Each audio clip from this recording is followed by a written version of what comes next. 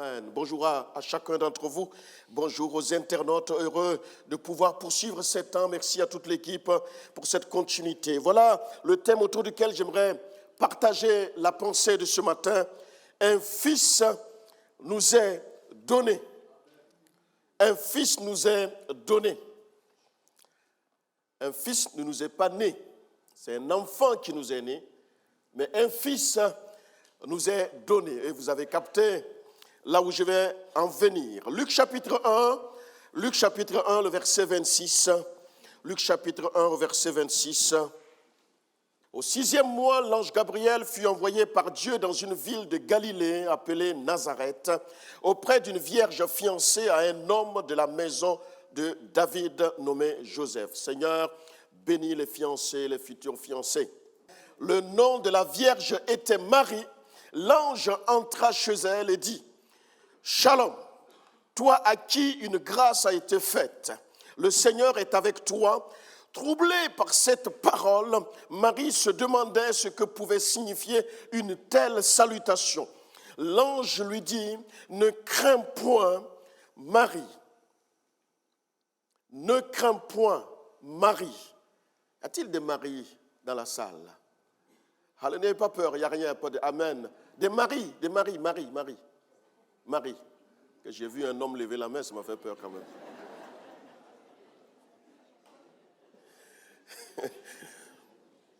Ne crains point, Marie, car tu as trouvé grâce devant Dieu. Et voici, tu deviendras enceinte et tu enfanteras un fils et tu lui donneras le nom de Jésus. Il sera grand et sera appelé fils du Très-Haut. Fils du Très-Haut, l'original dit la copie conforme.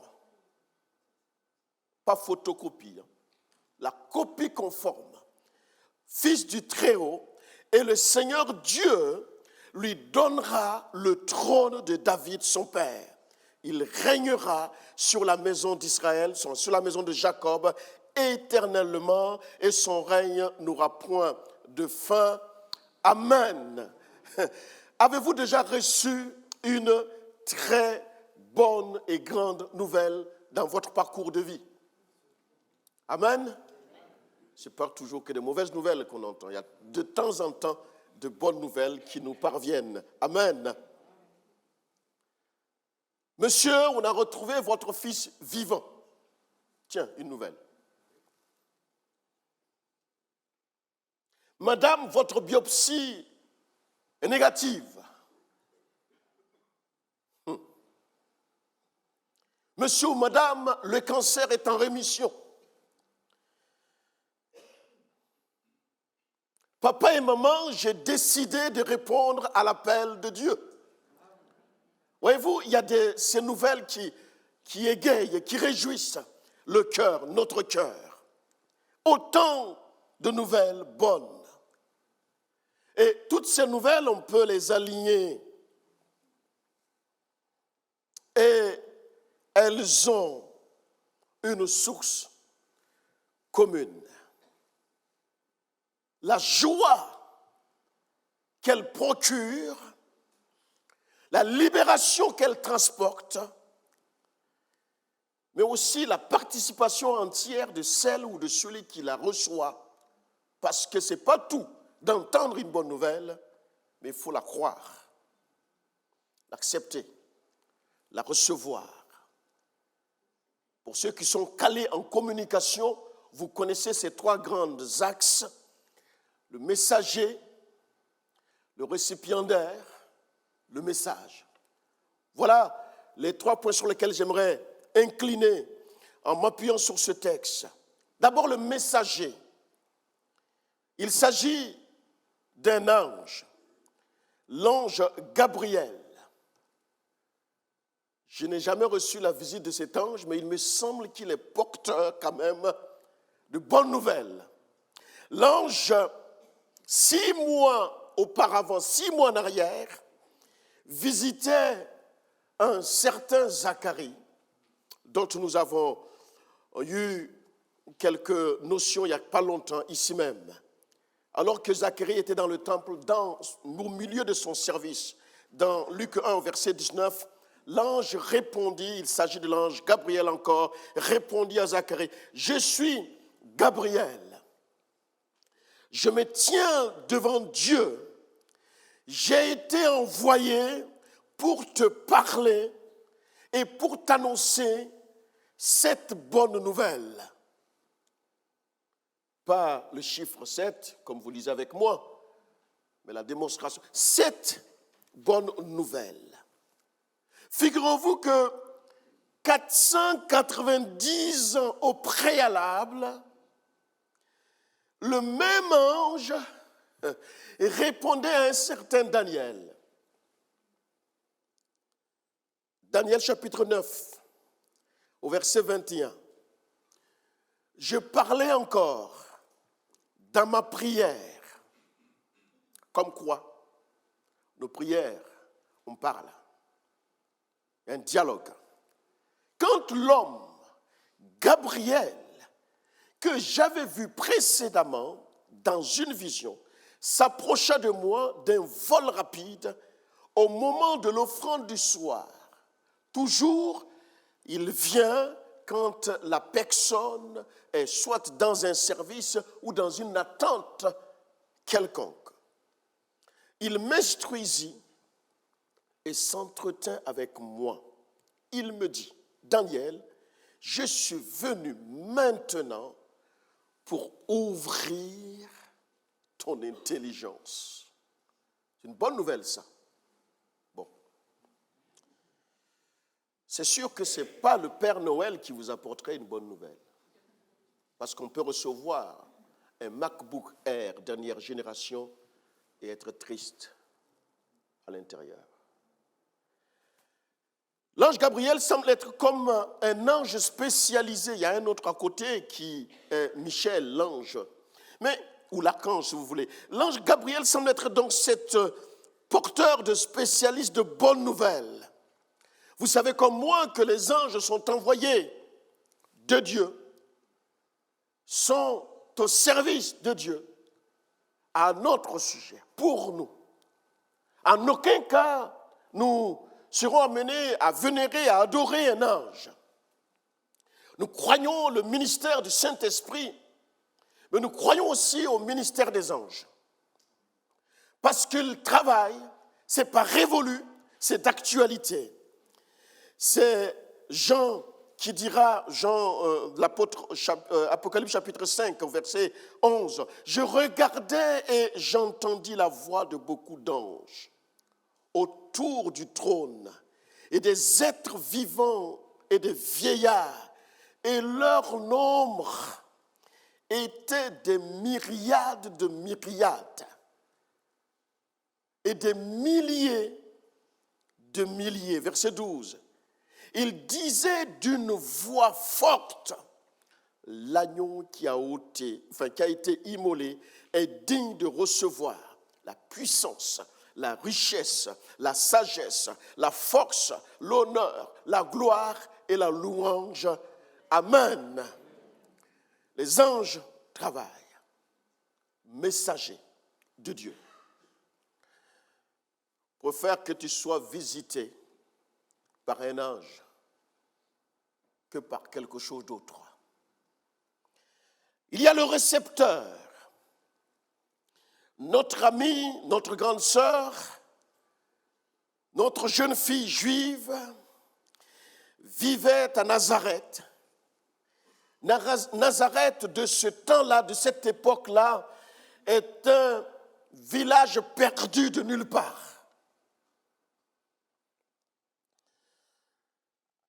Notre Dieu, je le crois, est capable de nous trouver au milieu de nulle part, soit géographiquement, soit dans la perte de nos pensées. C'est pourquoi à Daniel, il vient pour lui ouvrir l'intelligence. Et nous savons que par cette intelligence ouverte, ce que Daniel a été pour sa génération et pour ce temps précis qu'il traversait. Parce que l'intelligence de Dieu n'est pas à comparer avec notre propre intelligence. Et souvent, d'ailleurs, on confond intelligence et instruction.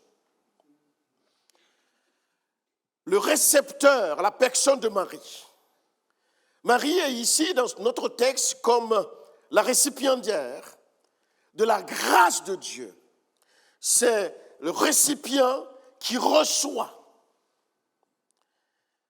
Elle n'est surtout pas dispensatrice de la grâce. En d'autres mots, elle ne pourvoit pas à la grâce. Ce n'est pas d'elle que coule, que vient la grâce. Elle a reçu la grâce. Et la preuve que l'accent n'est pas mis sur elle, ni dans la Nouvelle Alliance, ni dans l'Ancienne, est ce texte que j'ai lu avec vous au sujet de Daniel. Et plusieurs autres textes que nous verrons plus tard. Frères et sœurs, que la grâce que Dieu nous fait ne fasse pas de nous des indispensables ou des incontournables.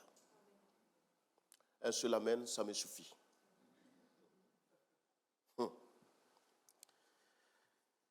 Venons-en, et c'est l'essentiel, sur le message. Il y a le porteur du message, il y a celui qui reçoit le message, mais c'est surtout le message qui nous intéresse. Et ce matin, le contenu du message n'est rien d'autre qu'une bonne nouvelle. Et c'est ça qu'on appelle évangile. Bonne nouvelle pour le salut de quiconque croit. La bonne nouvelle n'était pas le fait que Marie allait être enceinte, frères et sœurs et chers amis, qui découvraient les textes. Même si c'est une bonne nouvelle, mais je pense que dans l'attente de Marie, pas forcément dans des périodes de fiançailles qu'elle tombe enceinte, c'est une bonne nouvelle pour dire déjà que c'est quand même pas rien, c'est une heureuse nouvelle. Mais il me semble que la bonne nouvelle est attachée à la postérité qui devrait être écrasée ou qui devrait écraser la tête du serpent. Et la bonne nouvelle était au-delà même de la personne de Marie, par quiconque entendrait que ce qui avait été annoncé depuis le jardin des délices est enfin en train d'arriver, parce que dans Genèse 3,15, la Bible dit ceci: je mettrai inimitié, ça veut dire division, entre toi et la femme, entre la postérité et sa postérité. Celle-ci, la postérité de la femme, écrasera la tête et tu lui blesseras le talon. Ça, c'est une bonne nouvelle. Une parole prononcée dans Genèse qui courait toujours jusqu'à arriver dans les évangiles.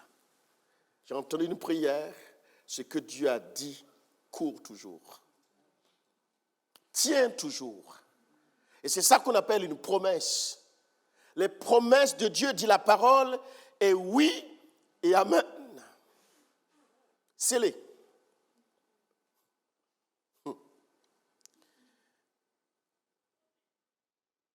800 ans avant Jésus, le prophète Ésaïe prophétisait en ces termes, Ésaïe 5, 6.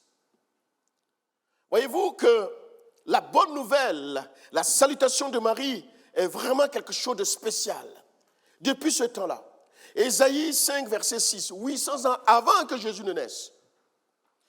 Car un enfant nous est né, et c'est là que j'ai tiré la pensée centrale, un fils nous est donné, et la domination reposera sur son épaule, sur le fils, mais pas sur l'enfant. Un fils, la domination reposera sur son épaule, on l'appellera admirable, premier plan dans notre vie, conseiller, second plan, Dieu puissant, le Père éternel, le prince de la paix. Voilà des séries d'études incroyables.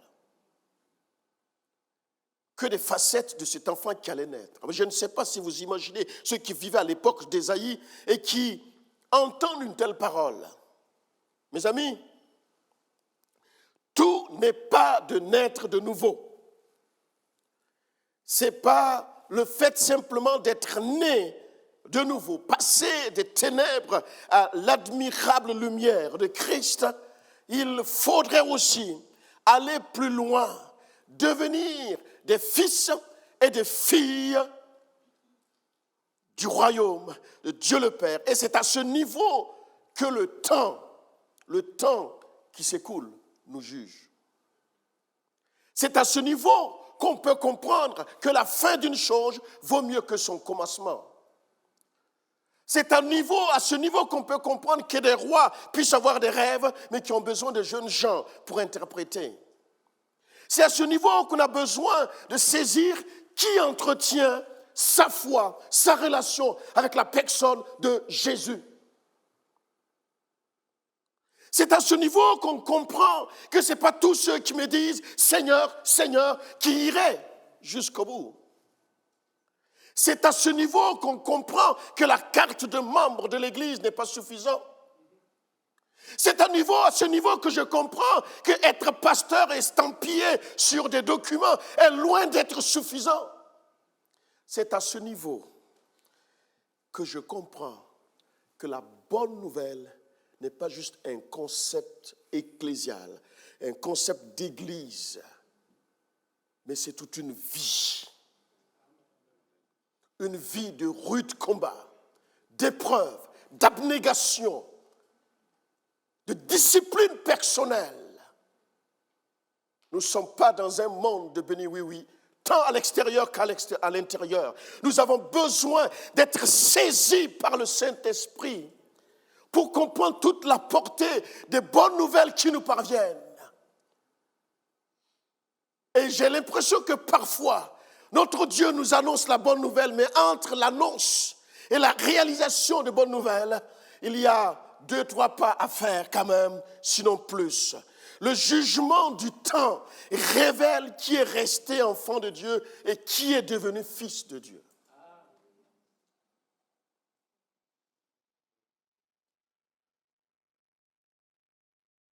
C'est le fils qui hérite, ce n'est pas l'enfant. Prenons un peu de la hauteur. Le temps est porteur de nos âges, mais il est aussi révélateur de notre maturité. Seigneur, fais-nous grâce. Fais-nous grâce. C'est l'apôtre Paul qui écrivait en disant ceci, 1 Corinthiens 13, 9. Car nous connaissons en partie.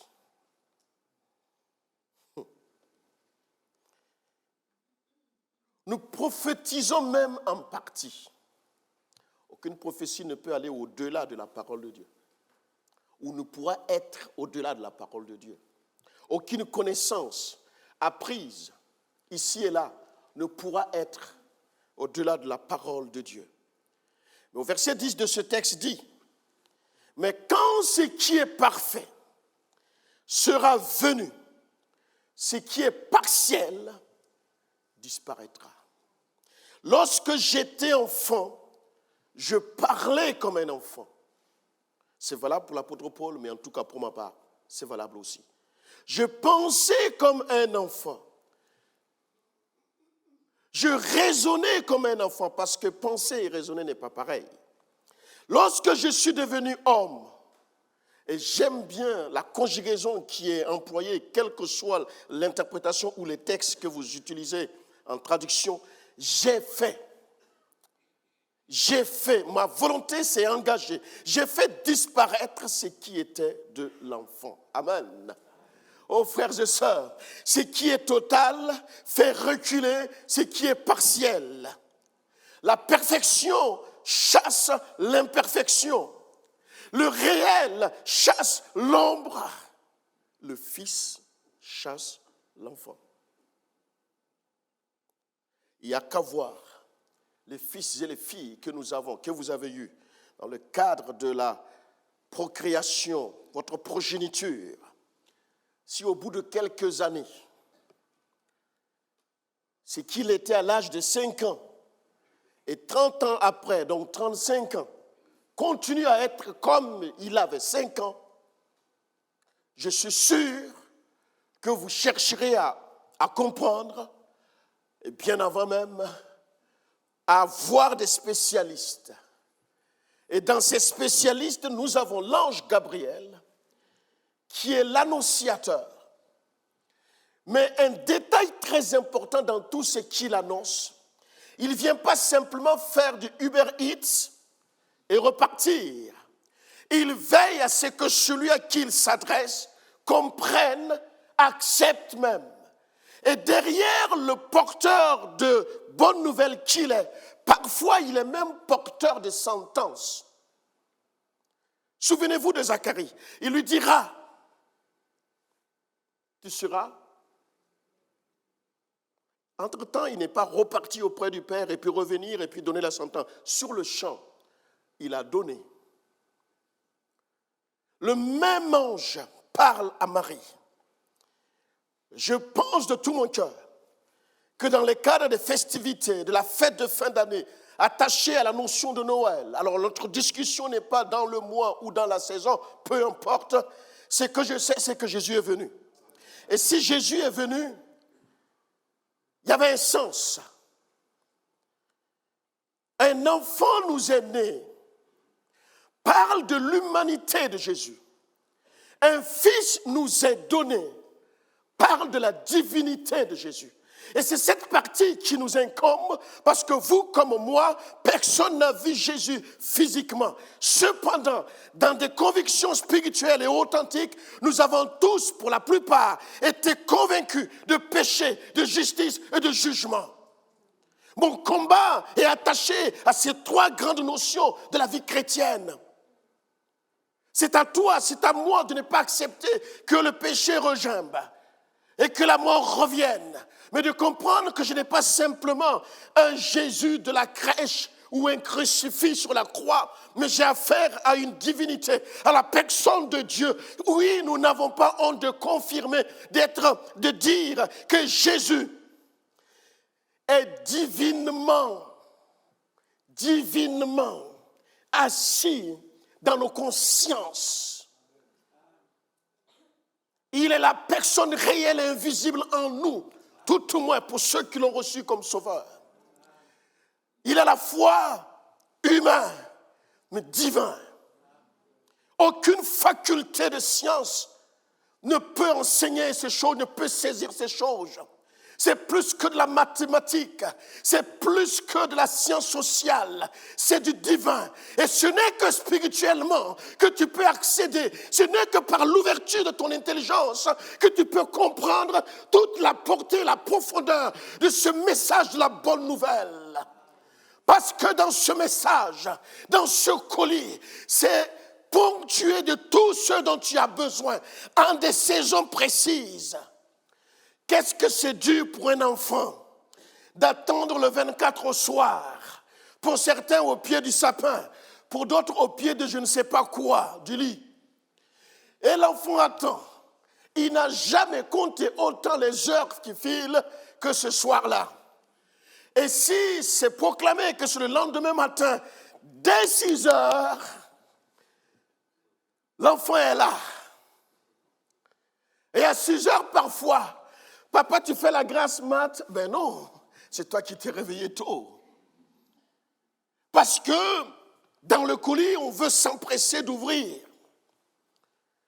Mais à ma façon et à ma manière de comprendre, dans ce que Dieu t'a donné, si tu ouvres certains objets avant l'heure, ça n'aura aucun sens parce que ça ne correspond pas à la saison dans laquelle tu vis. Mais tu dois te souvenir qu'à chaque saison que tu traverses et que tu n'as pas la solution, il y a la solution dans le colis.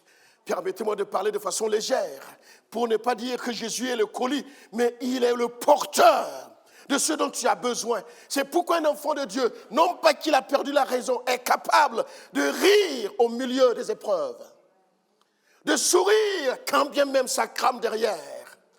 Parce que la joie que communique le Saint-Esprit, la paix que donne le Saint-Esprit, n'attend pas Noël pour nous communiquer. Amen. La nouvelle reçue par Marie était au-delà de sa personne.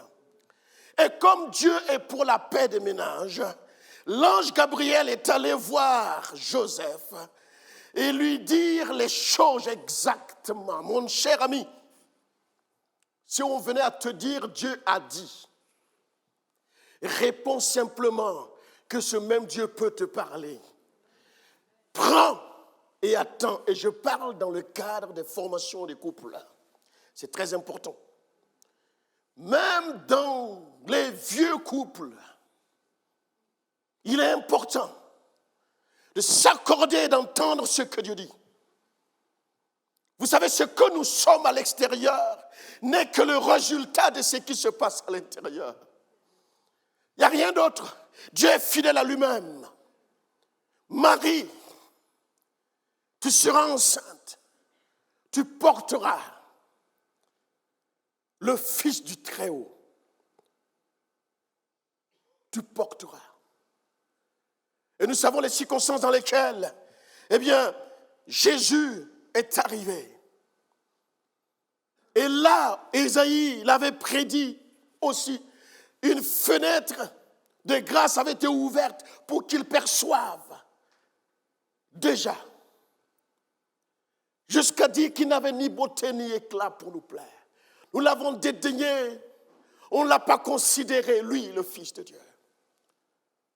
Est-ce qu'aujourd'hui, on considère encore le Fils de Dieu? Je m'adresse à des enfants de Dieu, là, ce matin. Est-ce qu'il est toujours considéré? Ou ce sont nos propres affaires qui sont considérées?